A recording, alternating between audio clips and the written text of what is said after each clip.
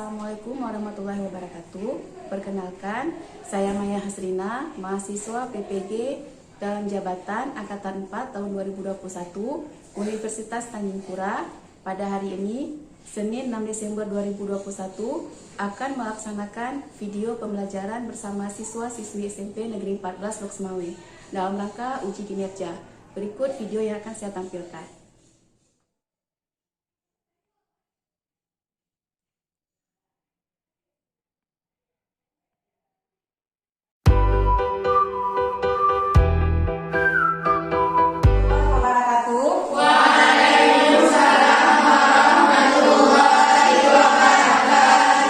Selamat pagi anak-anak.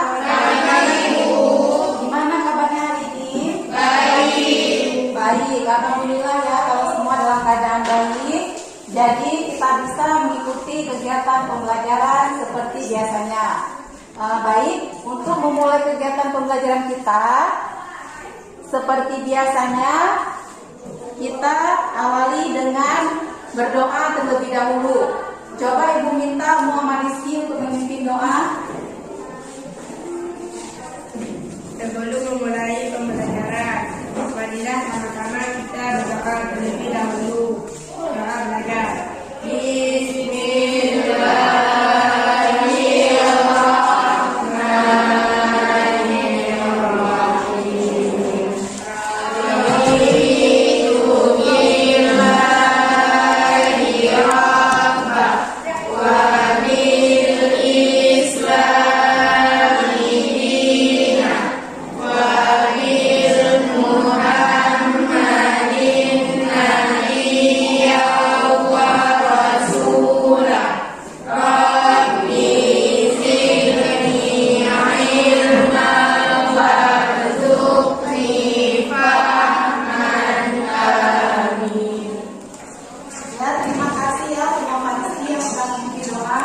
Sekarang Ibu mau mengabsen kalian dulu siapa yang tidak hadir hari ini.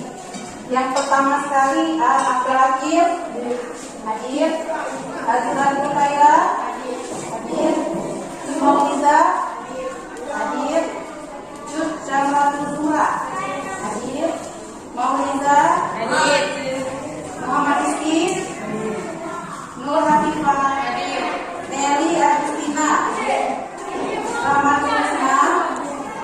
Berarti ada semua hari ini ya, kelas 8. Jadi seperti biasa untuk menumbuhkan rasa nasionalisme kita akan menyanyikan lagu Indonesia Raya terlebih dahulu. Jadi anak-anak Ibu minta untuk berdiri, kita menyanyikan lagu Indonesia Raya sekarang.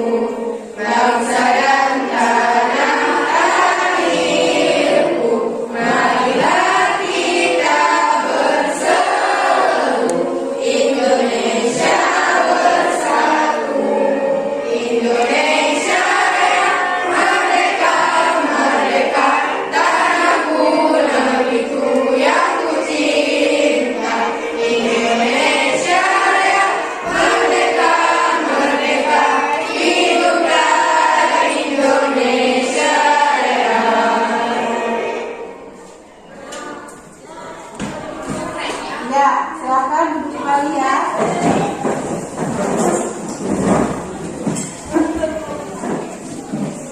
Baik, jadi sebelum kita masuk ke materi hari ini, Ibu mau bertanya dulu, minggu lalu materi kita tentang apa? Ada yang masih ingat?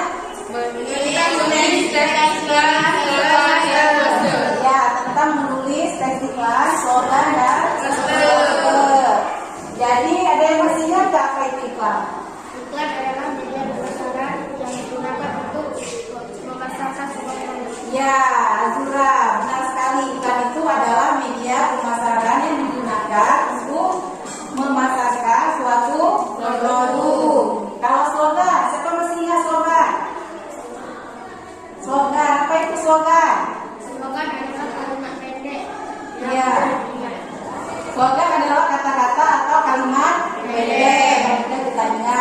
Kalau poster, poster apa? Ya, poster itu ada gambar dan ada kata-katanya. Dia berupa suatu himbauan atau suatu informasi. Poster itu ada poster tentang apa, kita lihat contohnya kemarin, tentang pendidikan. Kemudian yang poster gambar yang pakai masker itu poster kesehatan. Ya, jadi itu dia perbedaan antara iklan, slogan dan poster. Nah, jadi hari ini kita udah masuk ke materi baru.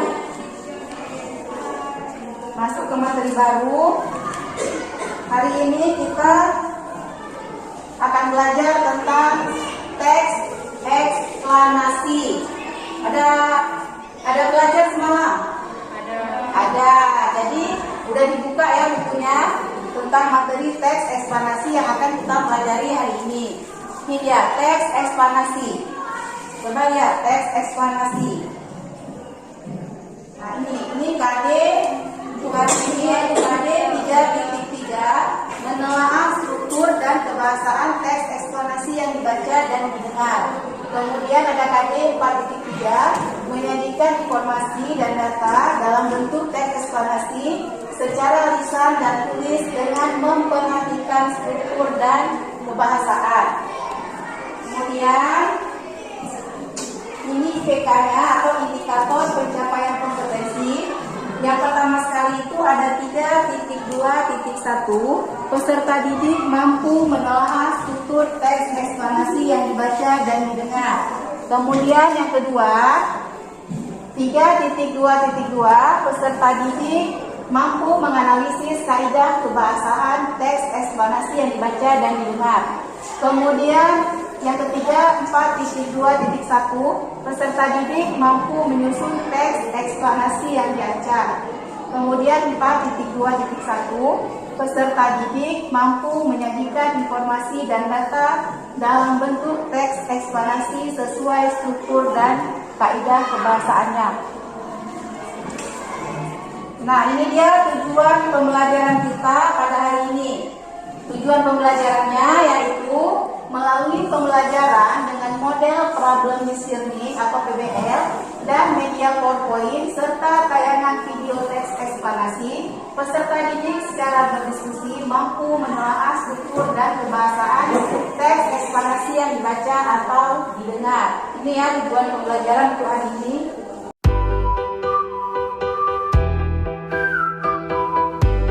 Kemudian ini dia yang akan kita pelajari hari ini, yaitu tentang definisi dan ciri-ciri teks eksplanasi. Yang pertama kita lihat dulu apa itu teks eksplanasi. Nah ini dia. Teks eksplanasi adalah teks yang bertujuan menjelaskan proses terjadinya suatu peristiwa, baik itu peristiwa alam, peristiwa sosial maupun budaya. Kemudian teks eksplanasi itu ditulis untuk menjawab pertanyaan bagaimana atau mengapa. Pertanyaan bagaimana membutuhkan jawaban berupa deskripsi. Pertanyaan mengapa membutuhkan jawaban berupa penjelasan proses sebab akibat. Itu ya pengertian dari teks eksplanasi. Coba diulang apa itu pengertian teks eksplanasi, Afifah? Teks eksplanasi adalah teks yang bertujuan menjelaskan proses Ya. terjadinya Suatu peristiwa baik alam, sosial maupun budaya. ya, itu dia pengertian dari teks eksplanasi. Jadi teks eksplanasi itu dia teks yang berisi atau memaparkan tentang proses terjadinya suatu peristiwa, baik itu peristiwa alam, peristiwa sosial maupun peristiwa budaya.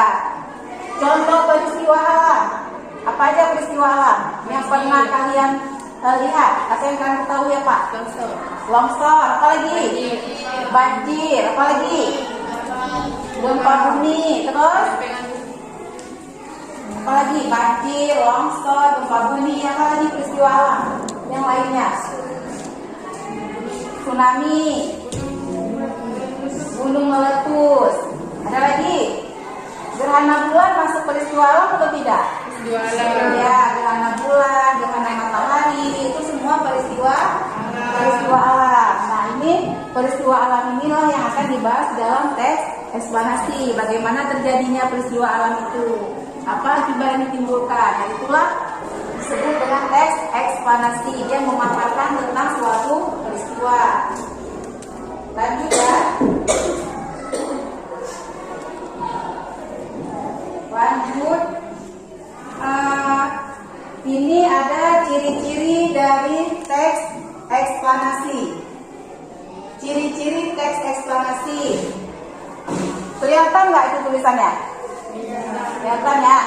Coba ciri-ciri teks eksplanasi ada berapa? Ciri-ciri teks eksplanasi ada 6. Yang pertama, apa? Informasi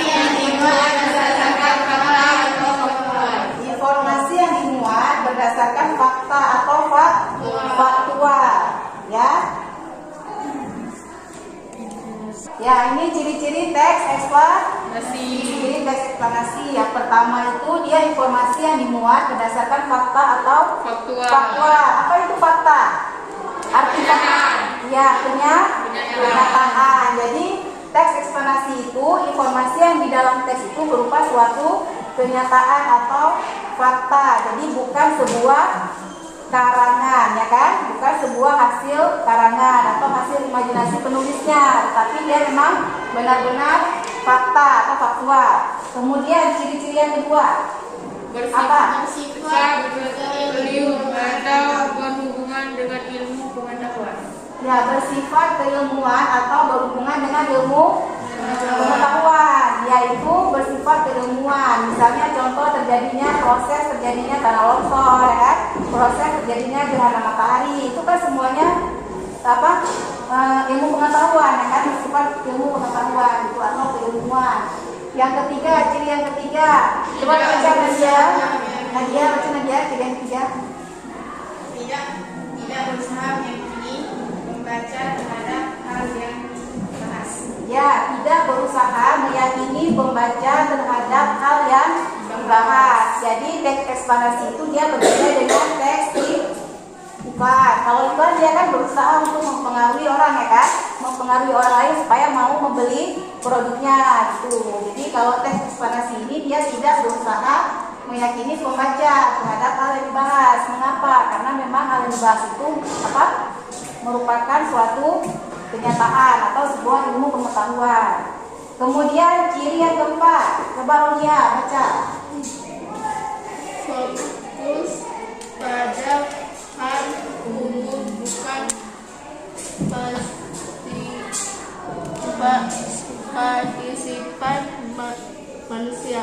Ya, fokus pada hal yang umum, bukan partisipan manusia. Jadi teks eksplanasi itu dia membahas tentang hal yang umum, misalnya tanah longsor, gempa bumi, atau peristiwa sosial, misalnya tentang kemiskinan, ya kan? Tentang pengangguran, tentang kenakalan remaja. Jadi dia itu partisipannya itu bukan manusia, objeknya itu, tetapi sebuah peristiwa, baik itu peristiwa alam, sosial atau budaya. Nah, sekarang yang ciri yang kelima, siapa yang mau membaca ciri yang kelima?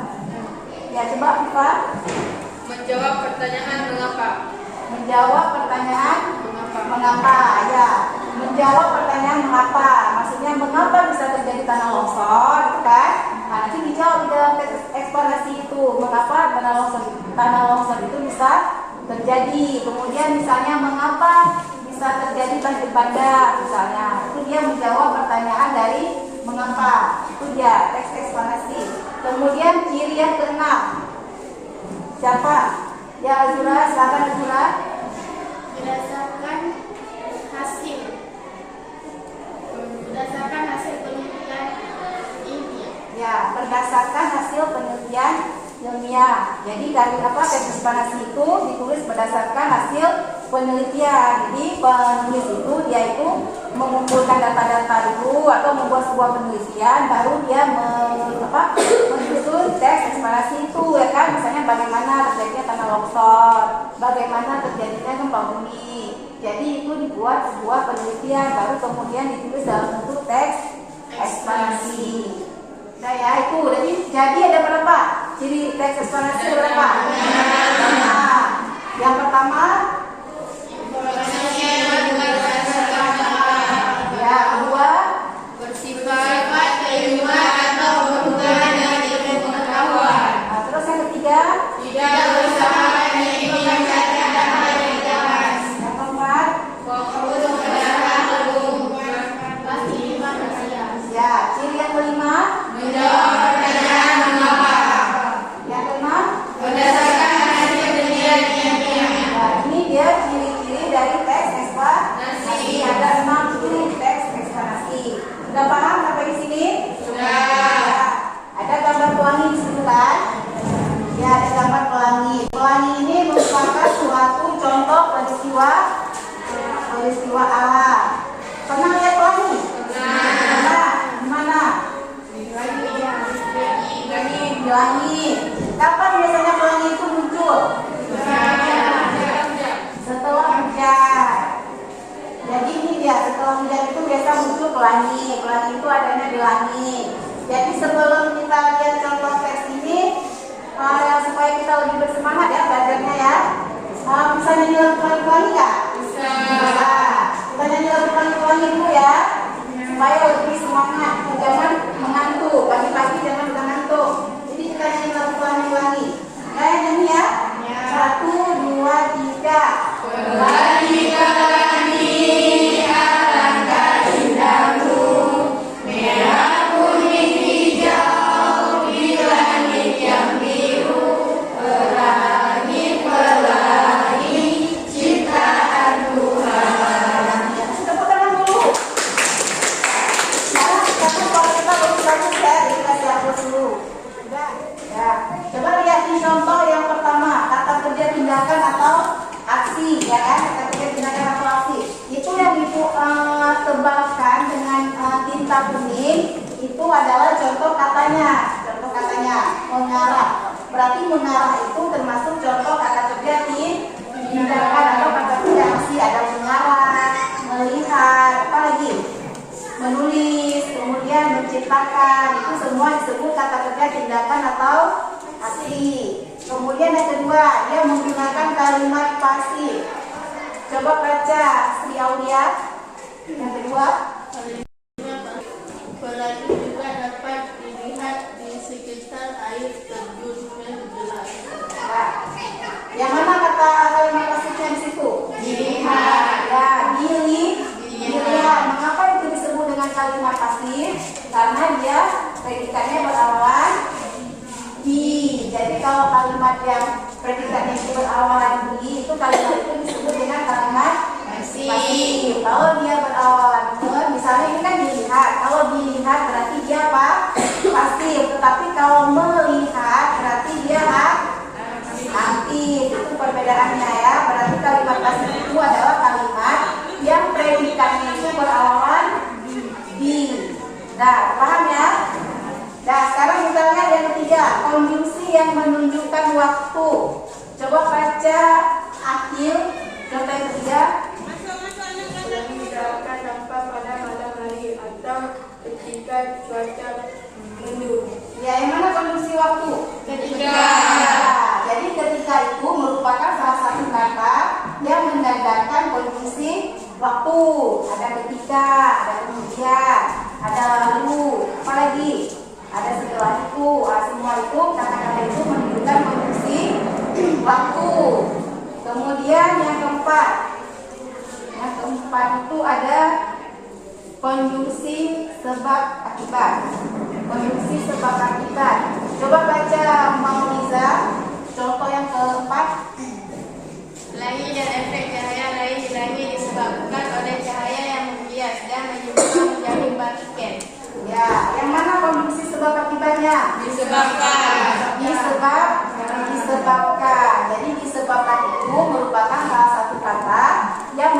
yang menjadi penanda kondisi sebab akibat, ya, disebabkan oleh sebab itu. Wah, itu semuanya termasuk konjungsi sebab akibat. Kemudian yang kelima, ada kata nomina umum dan abstrak.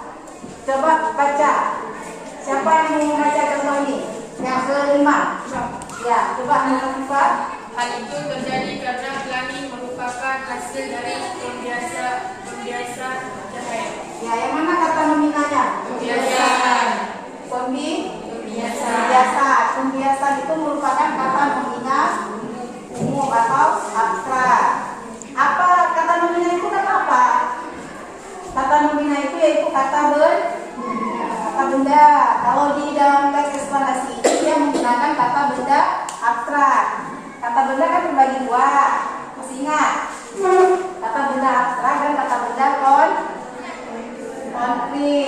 Kalau kata benda konkret itu kata benda yang nyata, dia bisa kita lihat, bisa kita pegang. Apa contohnya? Kata benda yang bisa dilihat? Meja, apa lagi? Pulpen, terus buku, apa lagi? Kertas, apa lagi? Apa? Kursi, ya. Pokoknya semua kata benda yang bisa dilihat, bisa dipegang itu disebut kata benda konkret atau nyata. Sedangkan di dalam teks eksplanasi ini dia menggunakan kata benda abstrak. Abstrak itu tidak nyata, ya, tidak bisa dilihat. Dan bisa dilihat, dan bisa dipegang. Itu kata benda abstrak. Contohnya pembiasaan. Pembiasaan itu kan nggak bisa kita pegang, kan? Nah, berarti dia kata bendanya disebut kata benda abstrak. Apa lagi? Kata benda abstrak, pembiasaan. Apa lagi? Misalnya persatuan, bisa kita pegang? Enggak.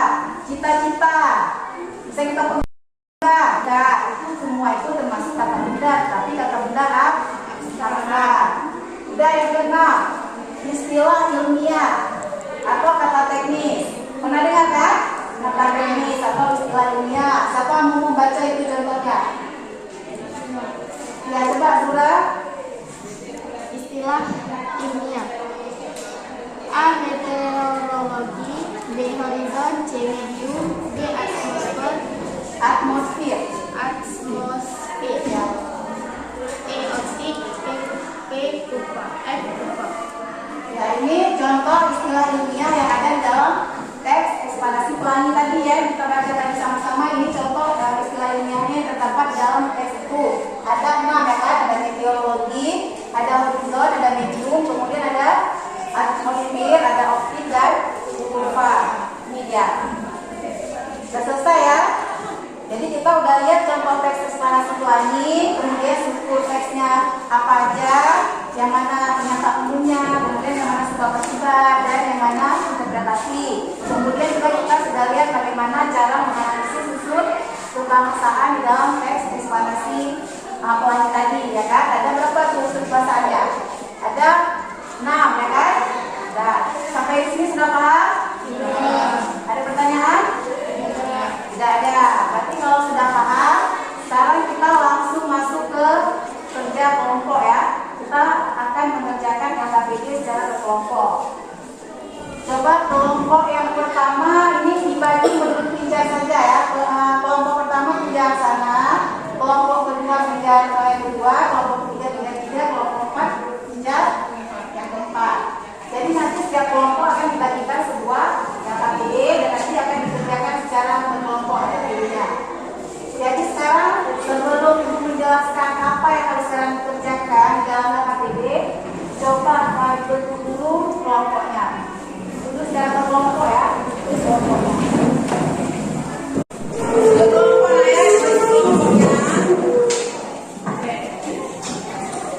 Sudah, ya?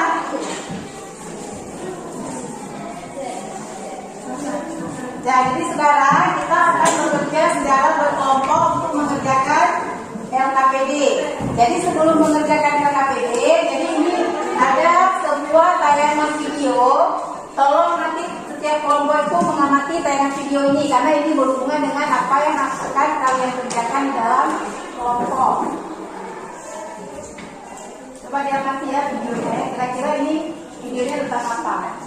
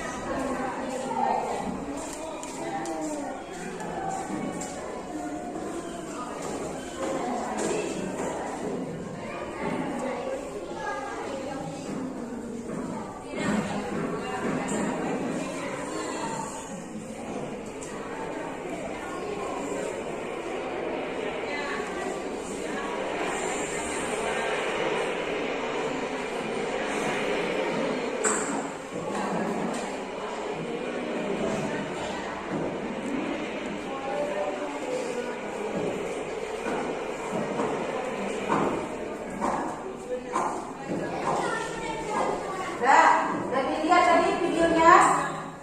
Udah. Itu video tadi itu sebuah peristiwa alam tentang apa? Tentang tentang terjadinya tsunami.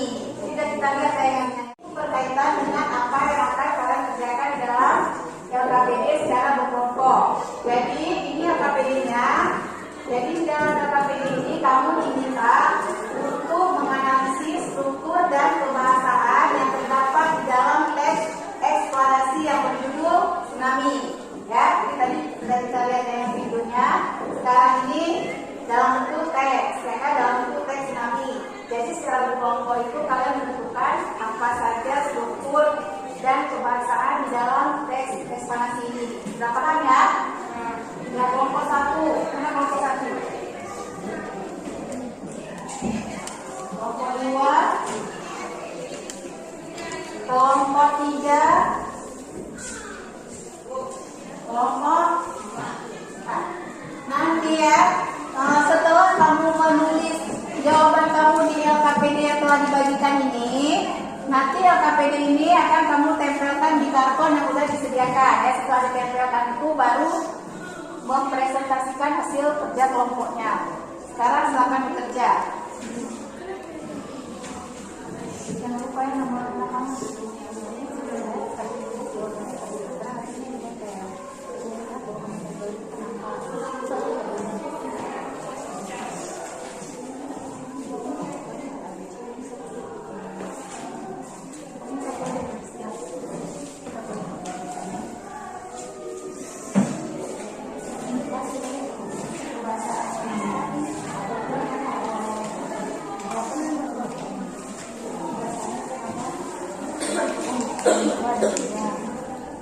Bahasa satu aja, kan kata 3 9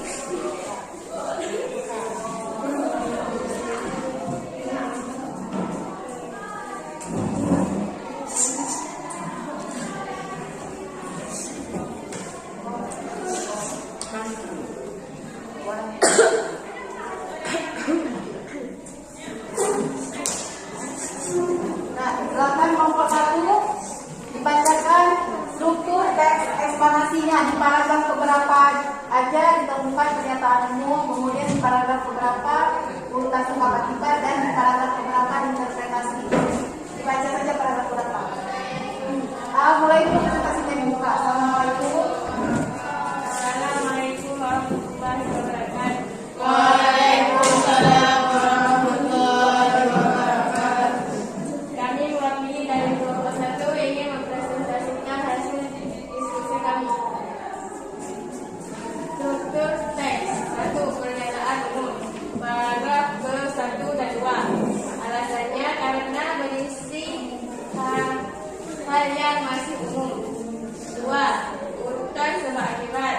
Paragraf ke-3 dan 4. Karena alasannya karena berisi sebab terjadinya tsunami. Ketiga, interpretasi. Paragraf ke-5. Alasannya kesimpulan dan bahaya tsunami. 2. Analisisnya unsur-unsur kebahasaan tersebut pada teks eksplanasi penggunaan di atas masing-masing satu contoh kalimat. 1. Kalimat pasif. Tsunami adalah gelombang air laut yang datang secara tiba-tiba dengan kecepatan tinggi yang menuju ke pantai dan disebabkan karena gempa di bawah laut atau aktivitas gunung berapi. 2. Produksi yang mendirikan waktu. Setelah terjadi gempa, air laut akan mengalami akan kembali ke daratan dengan gelombang yang besar atau risiko tsunami. 3. Teknologi atau istilah ilmiah. Para ilmuwan mengartikan dengan sebutan gelombang pasang. 4. Konstruksi sebab akibat. Selain gempa, tsunami juga dapat disebabkan oleh letusan gunung berapi di dasar laut yang menjadi tingginya menggunakan air laut. 5. Kata namina umum atau abstrak. Tsunami dapat menyebabkan kerusakan besar, bahkan dapat merenggut ratusan korban jiwa sekaligus. 6. Fakta dan lembaga atau opsi. Tsunami dapat menyebabkan kerusakan besar, bahkan dapat merenggut ratusan korban jiwa sekaligus. Sekian hasil dari diskusi kami. Assalamualaikum warahmatullahi wabarakatuh. Waalaikumsalam warahmatullahi wabarakatuh. Ya, silakan kembali peserta kelompok 1. Kita kasih tepuk tangan ya untuk kelompok 1. Ya, baik. Jadi ini adalah hasil LKPD kerja kelompok kalian. Ini hasilnya yang sudah kita tempel di papan tulis di karton ini. Jadi sekarang kita lihat ya kesimpulannya. Kesimpulan dari LKPD ini yang pertama sekali tentang struktur teks tsunami. Struktur teksnya yang pertama sekali ini pernyataan umumnya itu ada di paragraf 1 dan 2. Kemudian urutan sebab akibatnya itu ada di paragraf 3 dan 4. Dan interpretasinya ada di paragraf ke-5. Jadi semua kelompok ini benar menjawab struktur teksnya ya. Kemudian unsur kebahasaannya juga walaupun berbeda-beda tetapi sudah benar ya dalam menentukan unsur kebahasaannya. Ada kalimat pasifnya, kemudian ada konjungsi waktu, ada istilah ilmiah, ada konjungsi sebab akibat, kemudian ada kata nominal umum dan ada kata kerja tindakan atau aksi. Ini kesimpulan dari hasil kerja LKPD kita. Jadi sekarang tepuk tangan dulu untuk kerja kelompok kita. Nah, ini sudah selesai untuk penilaian kelompok. Sekarang ibu akan melakukan penilaian individu terkait dengan kalian. Jadi ini akan dibagikan lembar evaluasi individu. Ini penilaiannya untuk nilai masing-masing ya, nilai individu. Jadi ini akan dibagikan lembar evaluasinya. Ini aku kerjakan waktunya 10 menit. Silakan dikerjakan, jangan lupa ditulis nama dan kelasnya.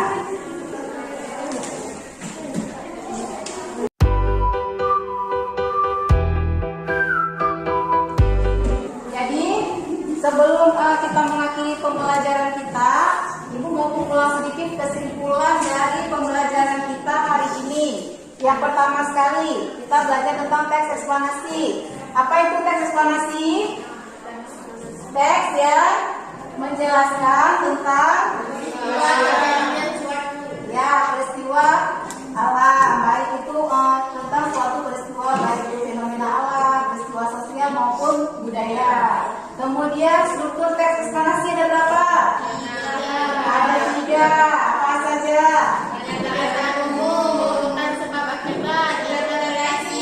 Ya, pernyataan umum, urutan sebab akibat dan interpretasi. Kemudian ada unsur kebahasaan teks eksplanasi. Unsur kebahasaannya apa saja? Yang pertama, ya kalimat pasif. Yang kedua, konjungsi yang menunjukkan waktu. Yang ketiga, terminologi atau istilah ilmiah. Yang keempat, konjungsi sebab akibat. Kemudian yang kelima, ya kata nominal umum dan abstrak. Yang keenam, konjungsi teknis atau istilah ilmiah. Jadi ada 6 unsur kebahasaan yang digunakan dalam teks eksplanasi. Jadi itu kesimpulan pembelajaran kita untuk hari ini. Untuk pertemuan berikutnya kita akan mempelajari tentang menyusun teks eksplanasi. Jadi pertemuan berikutnya kita akan belajar untuk menulis sebuah teks eksplanasi. Baik, jadi sebelum kita akhiri pembelajaran kita, seperti biasa kita akhiri dengan berdoa. Silakan Mama Rizky pimpin doa. Sebelum mengakhiri pembelajaran kami sama-sama mengucap hamdalah.